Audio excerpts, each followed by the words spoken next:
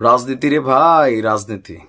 হ্যাঁ, ক্ষমতা যে কি একটা জিনিস, ক্ষমতা হারাই ফেললে বোঝা যায়। আওয়ামী লীগের অনেকটা খারাপ সময় কাটছে, অনেকটা না, মনে হয় যে ইতিহাসের সর্বোচ্চ খারাপ সময় 1975-এর পর এখন কাটছে। একদিকে আওয়ামী লীগের নিবন্ধনও বাতিল হয়েছে, নির্বাচনেও তারা অংশগ্রহণ করতে পারবে না, দল হিসাবে নিষিদ্ধের প্রক্রিয়া শতভাগ চলছে। এর মাঝখানে সজীব ওয়াজেদ জয়, যিনি আওয়ামী লীগ ক্ষমতায় থাকতে আমেরিকাকে নিয়ে খুব ঘন ঘন কথা বলতেন, ইভেন তাদের অনেক পলিসি নিয়েও তিনি প্রশ্ন তুলতেন, কিন্তু আজকে যখন বাংলাদেশে এই পরিস্থিতি তৈরি হয়ে গেছে, সেই আমেরিকার নাগরিকত্বটাকে আবার পাকাপোক্ত করেছেন সজীব ওয়াজেদ জয়। বেশ কিছু ছবি আপনার গণমাধ্যমে ভাসছে, নিশ্চয়ই আপনারাও দেখছেন। অনেকে বলছেন যে সজীব ওয়াজেদ জয় আসলে ভয় পেয়ে গেছেন, শেখ হাসিনার সন্তান হিসাবে তার সাহসের জায়গা জিরো। এটা কিন্তু সত্য। শেখ হাসিনার পোলা হিসাবে, মানে উনি যে ব্লুটুথ হওয়ার কথা, বারুদ হওয়ার কথা, খালেদা জিয়ার ছেলে হিসাবে তারেক রহমান, আর সজীব ওয়াজেদ জয় শেখ হাসিনার ছেলে হিসাবে আকাশ পাতাল। পলিটিক্সের দিকে পার্থক্য, সাহসের দিকেও পার্থক্য। যাই হোক, নির্ভরযোগ্য সূত্র বলছে গত শনিবার ওয়াশিংটন ডিসির ইউএস সিটিজেনশিপ সেন্টারে তিনি ইউএস সিটিজেনশিপের জন্য শপথ নিয়েছেন এবং পরে নাগরিকত্ব সার্টিফিকেট গ্রহণ করেছেন। সার্টিফিকেট নেওয়ার পর পাসপোর্টের আবেদন করতে হয়। শপথ অনুষ্ঠানে মোট 22 জন বিভিন্ন দেশের নাগরিক অংশগ্রহণ করেন, যেদিন সজীব ওয়াজেদ জয় ওই অনুষ্ঠানে ছিলেন।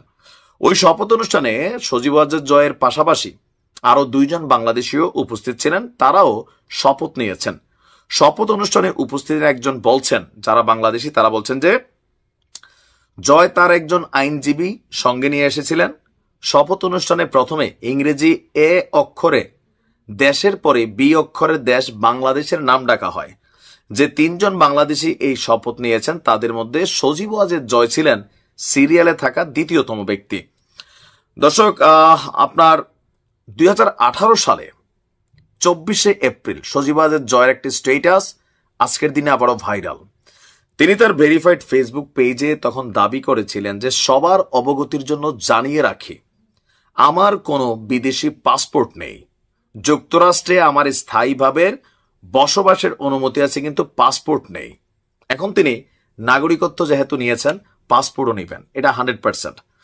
তবে এই যে একটা কি বলা হয় যে ক্রান্তিকাল চলছে শেখ পরিবারের, মোটামুটি শেখ পরিবারের নাম নিশানা ঠিকানা যা আছে, সেই বঙ্গবন্ধু থেকে শুরু করে আজকের দিন পর্যন্ত যারাই এই পরিবারগুলোর সাথে কানেক্টেড, প্রত্যেকের উপর দিয়ে একটা সাইক্লোন, টর্নেডো, ঘূর্ণিঝড় দেশে বিদেশে মানে সার্বিকভাবে যাচ্ছে। আর এই ঝড় থেকে বাঁচতে হইলে আপাতত প্রত্যেকেরই বিভিন্ন দেশের সিটিজেন দরকার। তার মাঝখানে সজীব ওয়াজেদ জয় তিনি সম্ভবত বুদ্ধি করে অথবা আইনজীবীর পরামর্শে তিনি তার নাগরিকত্বটাকে কনফার্ম করে ফেলেছেন। কারণ যদি নাগরিকত্ব গ্রহণ না করেন, তাহলে তাকে যদি ইন্টারপোলের মাধ্যমে ফেরত চাওয়া হয় অথবা সরকার থেকে আপনার সর্বোচ্চ লেভেলে ট্রাই করা হয়, হয়তোবা তাকে আমেরিকা ফিরিয়ে দিত। কিন্তু নাগরিকত্ব নিয়ে গেলে আমেরিকা তার নাগরিকদেরকে ফেরত দিবে না, এটাই স্বাভাবিক। তো দেখা যাক সামনে আসলে আরো কি কি ঘটে। ভালো থাকুন।